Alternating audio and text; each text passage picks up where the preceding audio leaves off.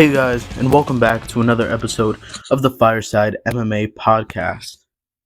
Today we will be going over the UFC Fight Night, Emmett vs. Murphy, and a few other topics. There's not much to talk about today because we're looking ahead towards a big pay-per-view this Saturday, and the announcements last weekend makes this episode a little bit boring. There's not much going on in the MMA world as of this recording. So we're going pretty deep into last weekend's main event, I should say, and the rest of that card. Firstly, Shang Ho Lee had a massive KO over Rombius at UFC Fight Night Emmett vs. Murphy. Got him into mount, just raining down elbows and strikes. Beautiful ground and pound work. Just had him bloodied and battered. And just overall, a great performance. Diane by Barboza also had a great performance, getting an arm triangle choke in just one round. She made it look easy. She made it look like she really belongs here and really set herself on a good trajectory. She destroyed her. Just one round. Like first round finishes, they do happen somewhat often, but the way she did it and the submission she got was just beautiful. And the last fight that really stood out to me from the card was Rise McKee and Daniel Franza. That was an insane fight. Absolutely crazy. It ended after just the first round due to a doctor stoppage.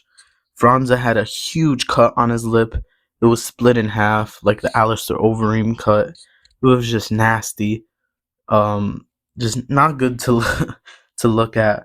But in that one round, so much happened. It was such a great fight. Rhys McKee hurt Daniel early on. Got him cut open. But towards the end of that round, it looked like Franza was coming back. And it looked like if a second round were to have occurred, Franza had the momentum going into that round. Even though he was rocked and he was almost knocked out at one point, he kept on. He was striking better towards the end of the round, and the momentum was going in his favor. Other than that beginning of the round where most of the damage occurred and where this major cut on the lip occurred, he had a really good round. Overall, the fight night was really good. Main event was awesome. There was a lot of other fights on the card that were good. Didn't make it into the standouts because they either went to decision or they weren't just as entertaining as the others. But overall, a great card. Now, for the main event, Josh Emmett and Lerone Murphy. It was a super close fight. A really, really good competitive fight. And Lerone Murphy kept it technical, like I said he should, as was his key to victory. He had great defense and just discipline, keeping it technical again. That does not mean Emmett didn't do well when Emmett was able to get in the pocket and really just put it on him, make the fight dirty and make the fight hard. Whenever he got Murphy's back to the cage, he was able to do well. He presented a lot more wrestling in this fight than really ever before. We know Emmett has that college wrestling background and is a great wrestler, but he's known for his power. And I just think he showcased what he can do as a mixed martial artist and as a well-rounded fighter. So, yeah, that was a great fight. I think really what won this fight for Murphy was those kicks. They forced Emmett to spend so much time working in because of the long distance he was keeping it at. And because he's made him spend so much time working to the inside, because when Emmett finally got on the inside, he was winning those exchanges and he was getting the takedowns. But Murphy did a good job getting back up, finding that space, and then making the fight long again so that Emmett would have to work back in. And because he made Emmett spend so much time in comparison to the round working in, it pushed the scorecards to his favor. that's my opinion on what happened. I think just the technicality of his strikes, the kicks he was throwing, made it so that Josh Emmett couldn't really get started too much. At the beginning of every round is when Josh Emmett really had his success, or when he was able to get inside. And I think Murphy was just able to mitigate that well and was able to stop it once it started. There was a lot of specific little things that I want to get into that happened in the fight. In the first round, Emmett had a lot of early success. I could actually see that first round going to Emmett. He had good pressure. Whenever he went in close, he was winning those exchanges. He hit Murphy really hard. One exchange, he went in, he got a cut on his forehead. It could have been either a headbutt or an elbow. Not too sure, but this was a thing without the fight. Is whenever Emmett got really close, Murphy was getting those elbows thrown and landing a lot of them, and they were doing good damage. Murphy started his kick game off strong in that first round. Leg kicks really, really early. A lot of good calf and thigh kicks, as well as a couple oblique kicks to the leg. Just really disciplined in that first round, and very good high defense in that first round for Murphy. Now, going into round two, this is where we see a lot of that wrestling start for Emmett. He had this amazing, amazing high crotch slam. He shot a double. He got to the cage, switches to the single, and then as Lerone Murphy was raising that, digging for that underhook and try to lift it up off of that single, Emmett still hit the high crotch and picked him up in the air and just threw him on the ground. An absolute amazing slam. But very quickly, Lerone Murphy was able to get him into the guard, go for a guillotine, almost switched it to a ninja choke at the last second. It was able to stand up. But up until that point, Emmett rode him very well. He was doing a good job of keeping him down. He did a good job trapping his arm on the cage, that kind of Dagestani handcuff, so that he wasn't able to work up. And I think had he continued to do more of that and make the fight a little bit more boring, he would have had more success if he was able to really just ride and like just keep the intense wrestling pressure, but like that grueling, really like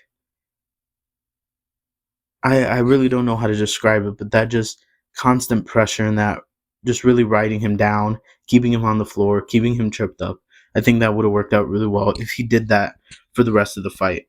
But once they were on the feet, again, just a lot of oblique kicks, leg kicks from Lerone Murphy, a lot of spinning back kicks as well, side kicks, just really keeping that distance and stand switching a lot as well.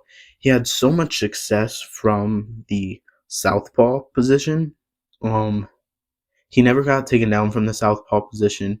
He was landing more strikes, landing better kicks in the southpaw position, especially that left high kick that he can throw from southpaw, especially on Emmett as an orthodox fighter. So he was having a lot of success there, but he stayed orthodox a lot so that Emmett wouldn't be able to get those reads. Emmett really only got the reads from the southpaw position in those fourth and fifth rounds. So Lerone did a very good job at getting a lot of effective striking done when he's in southpaw, and then switching so that there was no more reads from there. And then whenever he wanted to really get more offense in, he would switch back. And I thought that was very, very good, very technical from him. And then one thing about his takedown defense, because in those second and third rounds, Emmett shot a majority of those takedowns. Lerone Murphy did a very good job of, one, bringing the hands up. Almost every shot Emmett threw was a double leg and from pretty far out. So Lerone did a good job getting his back to the cage, picking up Emmett's arms, getting them up high, and then once he had them above his butt where he was mostly safe, he was just striking a lot of little strikes, hammer fist, little hooks, elbows to deflect Emmett from wanting to shoot anymore. And I think that was a very important part of his takedown defense, because while he wasn't extracting the leg or flipping or getting any underhooks, he was striking when he was mostly safe in those takedown positions. And it really discouraged Emmett from going forward and to keep on in the fight in shooting takedowns. Um and that was a really big part of the whole thing. Anytime Emmett got close to him, it was those little short elbows, it was the knees in the clinch sometimes. Just overall great little shots to discourage Emmett from getting close, which is what his plan was. He couldn't do anything from far because Lerone just outstrikes him there technically. So he had to get close, and Lerone made him pay for having to get close. Um, but that does not mean Emmett still didn't had his power. Emmett had his power all the way into round 4. He rocked Lerone pretty early when his back was on the cage. Every time Emmett was able to get him moving backwards, get Lerone moving backwards, he was able to land successfully and hard. But as soon as Lerone felt that, he was able to switch to southpaw, get those kicks going, and have Emmett move back to mitigate that wrestling as well. It's hard to shoot takedowns moving backwards. You can't really offensively wrestle while moving backwards. So Lerone did a very, very good job of making sure Emmett was having to move backwards most of the time so that he couldn't get those takedowns. Overall, just such a good performance from Lerone Murphy. But I don't think that was a title shot worthy performance. It was a great performance, but I don't think it was that good. A lot of people going into this were thinking that this fight could be a potential title eliminator with how much the division is moving right now. The championship getting defended next weekend, and then Pitbull debuting against Yair. So much movement is going on in that division, and a stamp on this fight really would have put him in the running there. But even though this does not mean he'll get a title opportunity, I do think this proves he's a top 5 guy. Maybe not a top 5 ranked opponent yet, or not a top 5 ranked fighter yet, but definitely I think he's ready for a top 5 ranked opponent. I pulled 2 names that I would be excited to see him fight. I think Brian Ortega would be a very interesting fight for him. I don't know. One, I don't know if Ortega is going to keep fighting. He's on a little bit of a losing streak. He's been towards the top. He seems sort of past his prime. He could keep fighting. I'd like to see him keep fighting. I do like him as a fighter. But I don't know if he is still one of the top guys in the division as far as competition goes. But another name I'd like to see Lerone Murphy fight is Movsar Evloev. I think he's a good contender. I think that seeing how well Lerone deals with the wrestling in this fight, I think shows how good of a matchup that could be. I think the striking in that fight would be very interesting because Evloev does have pretty good kickboxing, especially for him with his wrestling background. He's on a multiple fight winning streak.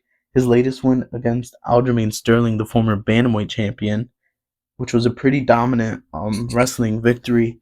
And then he's also beaten the man that's going up for the title shot in Diego Lopez. He's already beaten him. So I think that's a good fight for Murphy. One, to get his name out there, to beat the guy that's beaten those guys, and to also just fight a high-ranked opponent. He's number 4 right now. After this, Lerone will be somewhere higher in the top 10, maybe 8 or 7. So I think that would be a really, really good fight for Lerone Murphy. I think he could do very well in that fight. I do think it will be a competitive fight, and I also think it's a good fight for Evloev. usually when opponents like that, undefeated guys, fight down when they're so high ranked, they'll get rewarded by the UFC.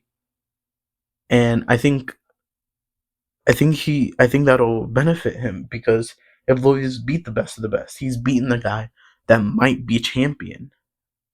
So if he doesn't get put into that spot immediately, which I think he might because where he's ranked right now, I think Lerone Murphy would be a good fight for him to have. Further speaking into the UFC fight night, Emmett versus Murphy, there was a little mishap on the Spanish broadcast that might have confirmed Ilia Topuria versus Charles Oliveira. A banner was flashed on the screen saying that Ilia makes the move up to lightweight and faces Charles Oliveira. The Spaniard makes his lightweight debut soon. UFC tried to do crowd control on this, saying that it was a mistake and it was not confirmed. But I don't see how you can make a mistake that big. Other leaks like this have happened on like French broadcast. For example, I forgot what fight got leaked on a French broadcast once. I think it was the Adesanya Duplessis fight got leaked on the French broadcast. So this has happened before and they've come true. And I hope it's true. Ilia Topuria and Charles Oliveira could be very well one of the biggest fights of the year. Topuria has knocked out two of the greatest fighters of all time, Max Holloway and Alexander Volkanovski. He's moving up to the lightweight division officially. And I think Charles Oliveira is such a good fight for him. One, to prove that he belongs at 155 and can fight for the title, but also for Charles to come back from a loss and say, hey, I can beat the top guys still. I can beat the former champion at featherweight. And I think that would really put him in the running for the championship opportunity. He never got his rematch against Makhachev. And I think it's a great fight for both of them. Not to mention how big of a star they both are. Ilia's huge star in Spain. An absolute... He's a superstar. He's knocked out two of the greatest fighters of all time. Not many people can say they've done that. Not many people are in the place to do that. Where you have such a deep division where you have somebody like Max Holloway and Alexander Volkanovski, and this new guy just comes in and knocks them both out. Not just beats them, but knocks them out. So, as unfortunate as it is that news like that would be broadcasted on accident or by mistake, is upsetting, but it's such a huge fight, and I do hope it's true. I hope we do get that announcement soon. And I think that would just be amazing for the sport and for the lightweight division. Speaking of the lightweight division, a recent interview with Michael Chandler came out where the interviewer asked what he thought about his perception as being a cheater. Michael Chandler responded saying that people don't know him outside of the octagon and that he's a good person who tries to do everything the right way, has a good moral compass, all of that. And to that I say, absolutely.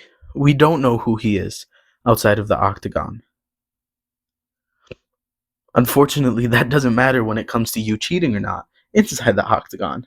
That we can see very clearly. I would like to say, just because you cheat in the octagon does not mean you're a bad person. Those are not the same thing. If you're not cheating, you're not trying. He brings up that in a fight, when adrenaline's rushing and you're in there, you're gonna grab stuff, you're gonna hold on to the cage to not get taken down. You're fighting for your life. Absolutely agree with that point. But he does it a lot. He commits fouls a lot.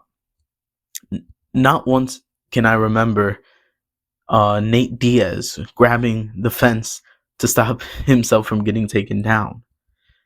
Not once can I remember most of the greats committing fouls as often in fights as Michael Chandler does.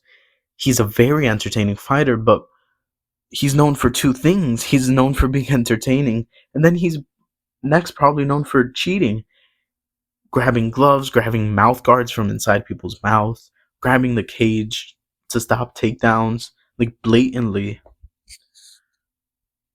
I don't think it's a bad thing. I think you are fighting for your life. You should be trying to do everything to win. He's not going out there and poking guys in the eye on purpose. He's not going out there and kneeing guys in the cup when he can easily hit them to the body. He's not out there cheating and trying to be malicious and hurt people. But he's a cheater. There's no way around it. And I think the narrative he's trying to push that he isn't, or like denying it, is is just really cringy and unfortunate. Like, why would you deny it when we've seen it? We saw you reach in to Dustin Poirier's mouth and grab his mouth guard. It's true. And absolutely, there is a point to be made that you are in a fight and trying to do everything you can. That doesn't mean you didn't do those things. And I think it's very funny, just perspective that he has on that, and that it was brought up to him. I do applaud that interviewer for being able to be there and say, hey, people think you're a cheater. There's examples of you cheating. What do you think about this? Like, I do applaud that interviewer for that. And I'm not saying Michael Chandler's a bad guy. I'm not saying that he can't fight or he needs to cheat. I'm just saying he shouldn't try to say he's not something that he is. Just like people shouldn't say they are something that they aren't. You shouldn't say you aren't something that you are. He's a cheater. He doesn't need to embrace that. It doesn't need to be his whole moniker. Like, yeah, I'm going to go in there and I'm going to grab the cage and you can't do anything about it. No, you cheat. Everybody does it. Most people cheat a lot worse. Most people are on steroids in the UFC. So I think grabbing the fence as a foul isn't the worst thing you can do. But denying it, it's embarrassing for him, to say the least. But unfortunately, that is all I have for you guys today. It's a short episode. There isn't much to talk about, but this Friday, new episode will drop. We're going to deep dive into UFC 314, go over what we're seeing in Embedded, go over what we're seeing at weigh-ins, what's going on with people's weight cuts, interviews, press conferences. We're going to go into everything in depth this Friday. We'll also be covering the next round of PFL's World Tournament. I don't know what weight classes are fighting this Thursday or this Friday, but oh wait, no. If they're fighting this Friday, we'll talk about it on Monday. This Friday's episode just going to be a deep dive into UFC 314. I'll see you guys next time. Let me know in the comments if you have any questions, your opinions on anything I've talked about today, your opinions on the next UFC pay-per-view, UFC 314. Drop your predictions in the comments if you like. Great talking to you guys again. See you guys on the next one. Bye, guys.